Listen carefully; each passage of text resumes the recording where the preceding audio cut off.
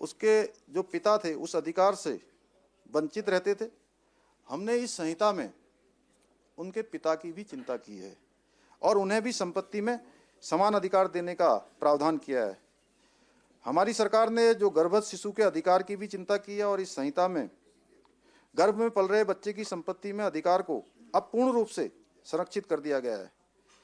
अब सभी वर्गों के व्यक्ति अपनी संपूर्ण संपदा की वसीयत कर सकेंगे, जिसका नियम पहले अलग अलग वर्गों के लिए अलग अलग थे। अब समान नागरिक संहिता आने के लिए ये नियम भी अब समान हो जाएंगे। समान नागरिक संहिता में लिव इन संबंधों को भी स्पष्ट रूप से परिभाषित किया गया है।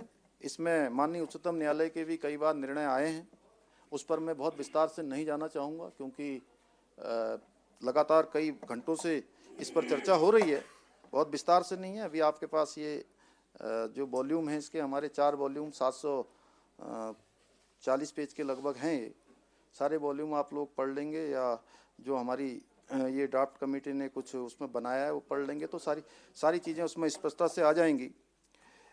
एक वयस्क पुरुष जो 21 वर्ष या उससे अधिक का हो, वयस्क महिला जो 18 वर्ष से उससे अधिक की हो, तो वो लिव इन रिलेशनशिप में रह सकने के लिए वो होंगे। और जब वो पहले से विवाहित या किसी अन्य के साथ एक साथ कई लोग कई बार कई तरीके से उसमें रहते हैं तो उनको कानूनी रूप से प्रतिबंधित संबंधों की श्रेणी में जो नहीं आते हैं। लिव इन रिलेशन में रहने वाले प्रत्येक व्यक्ति को लिव इन में रहने हेतु केवल पंजीकरण कराना होगा। ये जरूरी नहीं है कि उसकी जानकारी सभी जगह दी जाए, जिससे भविष्य में हो सकने वाली किसी भी प्रकार के विवाद या अपराध को रोका जा सकेगा। आपने देखा होगा बहुत बार पता नहीं लगता, बहुत सारी बच्चों को उनको सूटकेसों में ठूस के जब उनके टुकड़े टुकड़े करके रख दिया जाता है कई मामलों में, तो ऐसे मामलों में इस पर रोक लगेगी। कुल मिलाकर ये देखा जाए तो हमारी सरकार ने इस संहिता में लिव इन रिलेशनशिप को एक संतुलित एवं व्यवहारिक दृष्टिकोण से अपनाने का प्रयास किया है। ऐसे सभी प्रावधान जो भी हमारी सब पीढ़ियों के लिए अच्छे हो सकते हैं, उसको लागू करने का काम हमने इस समान नागरिक संहिता में किया है। अध्यक्ष महोदय, इस प्रकार जो संहिता है इसके प्रमुख जो हमारे जो बिंदु हैं जिस पर मैंने अभी तक चर्चा की है, मैं कह सकता हूं कि हमारे शास्त्रों में भी जो वर्णित है, यत्र नार्यस्तु पूज्यन्ते रमन्त्र तत्र देवता, ये जो उक्ति है चरितार्थ होती है। साथ ही आदरणीय प्रधानमंत्री जी का जो नारी शक्ति बंधन है उसका संकल्प भी सिद्ध होता है। और इतिहास जो 21वीं सदी के तीसरे दशक को महिला सशक्तिकरण को समर्पित दशक के रूप में याद रखेगा। चाहे वो हमारी जो मुस्लिम बहनें हैं उनको 3 तलाक से मुक्ति मिली हो, या देश की जो विधायिका है उसमें 1/3 आरक्षण का प्रावधान किया हो, या प्रधानमंत्री आवास योजना में मिलने वाले जो घर हैं उसकी रजिस्ट्री और चाबी हमारी बहन बेटियों के हाथ में सौंपने का निर्णय हो। देश में पहली बार देश के सर्वोच्च पद पर एक ऐसे आदिवासी बहुल क्षेत्रों में पढ़ी लिखी पैदा हुई बेटी को देश के सर्वोच्च पद पर आसीन होने का अवसर मिला हो। इतना ही नहीं, यदि हम उत्तराखंड की बात करें तो इसी सदन ने मातृशक्ति के उत्थान के लिए, मातृशक्ति के उन्नयन के लिए, मातृशक्ति को आत्मनिर्भर बनाने के लिए राज्य के जो सरकारी सेवाएं हैं उन सेवाओं में 30% का आरक्षण भी सुनिश्चित किया और अपने वायदे को निभाया। ऐसे बहुत सारे काम हैं। हमारी उत्तराखंड की सरकार ने 3 गैस के सिलेंडर 1 साल में रिफिल करके देने का जो संकल्प लिया था वो संकल्प भी हम धरातल पर उतार रहे हैं और 1,82,000 परिवारों को साल में 3 सिलेंडर देने का काम भी हम कर रहे हैं। इन सभी निर्णयों से स्पष्ट है, अगर मैं इसमें बहुत विस्तार में जाऊंगा तो बहुत लंबा हो जाएगा, मेरे पास बहुत कहना है। मैं आपको यही कहना सकता हूं, इन सभी निर्णयों से स्पष्ट है कि हम इस दशक में महिला सशक्तिकरण के दिशा में हमारे प्रधानमंत्री जी के नेतृत्व में अभूतपूर्व रूप से आगे बढ़े हैं। और पिछले ढाई महीने में मैं राज्य के लगभग 9 जिलों में जाने के बाद ये आपके समक्ष कहना चाहता हूं कि मैं लगभग 2.5 लाख से भी ज़्यादा अपनी माताओं, बहनों से, बेटियों से मिलने का मुझे सौभाग्य प्राप्त हुआ। और जिस प्रकार से मैंने देखा है कि आज मातृशक्ति आगे बढ़ रही है और उनका जो स्नेह है, जो उनका आशीर्वाद है, जो उनका उत्साह है, दिखता है कि वो आगे बढ़ने के लिए तैयार हैं। और जो हमारा आने वाला नया भारत है, हमारा नया उत्तराखंड है, उसकी तस्वीर बयान करती हैं। और मैं आपको ये भी बताना चाहता हूँ कि मेरी माताजी गांव में हैं और दीपावली के बाद गांव चली गई थी। तो कल मुझे फ़ोन आया उनका, हर 2-3 दिन में फ़ोन करती हैं, अक्सर मैं भी कर लेता हूँ। तो कल मुझे कह रही थी कि क्या हो रहा है, विधानसभा तो अभी बाद में होने वाली थी, ये पहले कैसे हो रही है? अखबार पढ़ती नहीं है बहुत ज़्यादा, वैसे चर्चा हो रही होगी कि विधानसभा का सत्र चल रहा है, इसलिए बच्चों से बात करते हुए पता लगा कि लेट आ रहे हैं, बैठे हैं, मीटिंग चल रही है, काफ़ी दिन जब से चला। तो जब मैंने उनको बताया कि हम इस प्रकार का एक विधेयक लेकर आ रहे हैं आपकी अध्यक्षता में, तो बोली बेटा ये काम तो बहुत अच्छा कर रहे हो, ये काम तो पहले हो जाना चाहिए था। जब मैंने उनको विस्तार से बताया कि किस प्रकार की असमानता थी, किस प्रकार से हम इसको समानता की ओर ले जा रहे हैं, किस प्रकार का हम नियम बना रहे हैं, तो आज मैं देख रहा हूँ कि इस समान नागरिक संहिता के लिए पूरे देश भर से और मैं कहूँ दुनिया भर से लोग, प्रतिपक्ष, पक्ष, विपक्ष, इसकी बात अगर हम छोड़ दें तो सच बताऊं तो मैं बहुत से लोग अनजाने में, जैसे हरीश धामी जी कह रहे थे, इनको भी बधाई दे रखी लोगों ने। इन्होंने, हाँ, ये कोई राजनीतिक बात नहीं है कि मैं ये कहूँ, ये इन्होंने मुझे पत्र दिया, जो महिलाओं ने इनको पत्र दे रखा था, मुझे पत्र सौंपा इन्होंने आकर अभी मुझे, और कुछ सुझाव भी दिए हैं। तभी इसीलिए मैंने कहा कि जो सुझाव है उन सुझावों पर भी हम काम करेंगे। ये वही मैं कहना चाहता हूं कि यह दशक जिसका हमारी माताएं, बहनें बरसों से इंतजार कर रही थी, लंबा कालखंड बीत गया, समान नागरिक संहिता होनी चाहिए, बाबा साहब भीमराव अंबेडकर भी चाहते थे, के एम मुंशी साहब भी चाहते थे, बहुत सारी बहनें अदालतों की लड़ाइयाँ भी लड़ रही थी, लेकिन उनका इंतजार ही रह जा रहा था, वो पूरा नहीं हो रहा था। लेकिन साथियों, मैं कहना चाहता हूँ कि अब ये कि कहते हैं ना कि सौभाग्य न सब दिन सोता है, सौभाग्य न सब दिन सोता है। और ऐसा कब होता है?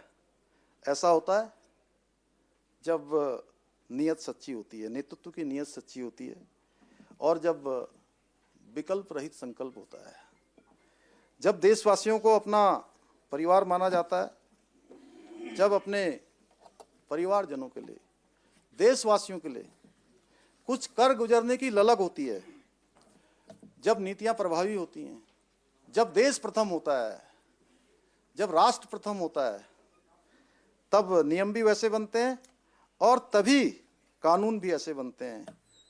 हम सब सौभाग्यशाली हैं कि हमारा देश का जो नेतृत्व है आज एक ऐसे राज ऋषि के हाथ में है जिनके लिए पूरा देश अपना परिवार है, और उन्होंने ये बात पूरे देश के सामने, दुनिया के सामने सिद्ध की है। कहते हैं प्रत्यक्षम किम प्रमाणम। जिस समय देश के अंदर कोरोना आया था, उस समय पूरी दुनिया ये सोच रही थी कि कोरोना जो है भारत को पूरी तरह से अव्यवस्थित कर देगा, पूरी तरह से बर्बाद कर देगा, और WHO के भी जो रिसर्च आ रही थी, वो भी जो अध्ययन कर रहे थे, आकलन कर रहे थे, उन आकलनों में भी आ रहा था कि भारत कोरोना के समय में पूरी दुनिया के लिए एक जिम्मेदारी बन जाएगा, भारत दुनिया के लिए बोझ बन जाएगा। ऐसे समय में हमारे प्रधानमंत्री जी ने देश के समस्त लोगों के लिए, समस्त जनगण मन के लिए कोई भेदभाव न करते हुए, किसी प्रकार का कोई भेदभाव न करते हुए, जाति धर्म से ऊपर उठकर हर एक व्यक्ति के लिए अपने माता पिता जैसे काम करते हैं, एक माता पिता की तरह, गार्जियन की तरह देश के लोगों को, जहां हर एक को वैक्सीन लगाने का काम हुआ, निःशुल्क वैक्सीन लगाने का काम हुआ, और वहीं देश के 80 करोड़ लोगों को आज भी जो मार्च 2020 से गरीब कल्याण अन्न योजना प्रारंभ की थी, वो गरीब कल्याण अन्न योजना आज भी चल रही है, क्योंकि उन्होंने देश के गार्जियन के रूप में अपने को लोगों के सामने सिद्ध किया। हम सौभाग्यशाली हैं कि आज देश का नेतृत्व ऐसे राजऋषि के हाथ में है जो अपने परिवारजनों का सुख दुख, उनके जीवन की उन्नति, उनके जीवन का उत्थान, देश की तरक्की, देश का विकास, देश दुनिया का सिरमौर बने, भारत दुनिया का नेतृत्व करे, ऐसा उनकी सोच और उनका कर्म। और हमारी सरकार ने भी इस कानून को बनाकर जहां राज्य की 1.25 करोड़ जनता से किए गए अपने वादे को निभाने का काम किया है, वहीं प्रदेश की जो मातृशक्ति के संपूर्ण रूप से सशक्तिकरण के लिए प्रधानमंत्री जी के द्वारा जो महान प्रयास किए गए हैं, उन प्रयासों में हमारे राज्य को भी सम्मिलित और संबद्ध करने का काम हमने किया है। हम सौभाग्यशाली हैं कि हम आदरणीय प्रधानमंत्री जी के पद चिन्हों पर चलते हुए आगे बढ़ रहे हैं। हम उनके पद चिन्हों पर काम करने वाले, उनके मार्गदर्शन में आगे बढ़ने वाले लोग हैं। हम सबका साथ, सबका विकास, सबका विश्वास, सबका प्रयास और सबकी सहभागिता और हमारे प्रधानमंत्री मोदी जी की कार्य संस्कृति के साथ चलने वाले लोग हैं। हम भय या पक्षपात के बिना काम करने वाले लोग हैं। हम अनुराग या द्वेष के बिना काम करने वाले लोग हैं।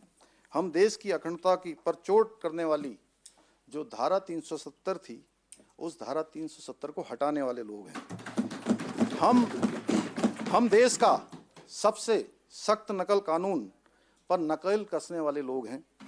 हम देवभूमि को, इस पावन धरा को, इसकी अस्मिता, इसका मूल स्वरूप ये खराब न हो, उसकी अस्मिता और जो अतिक्रमण था, उस अतिक्रमण से मुक्त कराने वाले लोग हैं। हम देवभूमि में जो लंबे समय से जिसकी मांग थी कि धर्मांतरण कानून बने, हम देवभूमि के अंदर धर्मांतरण का कानून बनाने वाले लोग हैं।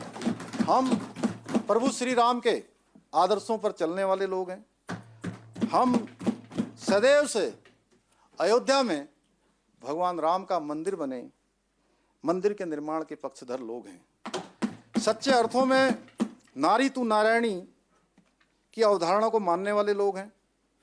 और मैं अंत में आप सबका धन्यवाद करते हुए प्रफुल्लित मन से ये कह सकता हूं कि हम अपने प्रदेश में सबके लिए समान नागरिक संहिता लाने वाले लोग हैं।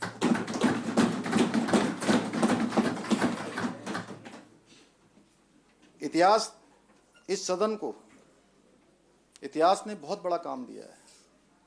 मैंने कहा कि ये कोई सामान्य विधेयक पर आप सब लोगों का प्रश्नकाल भी छूट गया, अन्य क्वेश्चन भी छूट गए, अन्य जो बातें थी वह भी छूट गई। मुझे खेद है इसके लिए कि माननीय अध्यक्षा जी ने जैसी व्यवस्था सबके कहने पर बनाई उस पर चले। लेकिन मैं कह सकता हूँ इस सदन की जिम्मेदारी होने के कारण से मेरी जिम्मेदारी आपके प्रति भी है, आपके प्रति भी है, सबके प्रति है। तो वो आगे हम लोग उसको जरूर काम करेंगे। इतिहास ने हमको बहुत बड़ा काम दिया है। आइए हम सब इसका सदुपयोग करें। आइए मिलकर ये जो यूसीसी विधेयक है, यूनिफॉर्म सिविल कोड, समान नागरिक संहिता, इसको पास करें। और अंत में मैं इन पंक्तियों के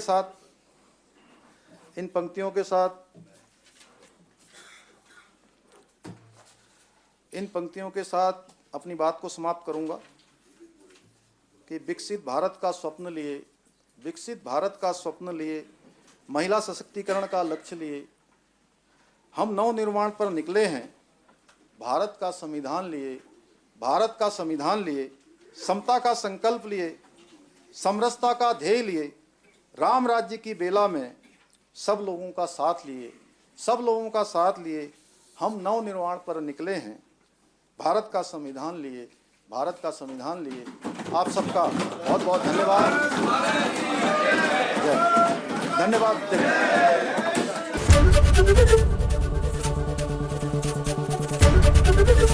एबीपी गंगा, खबर आपकी, जुबान आपकी।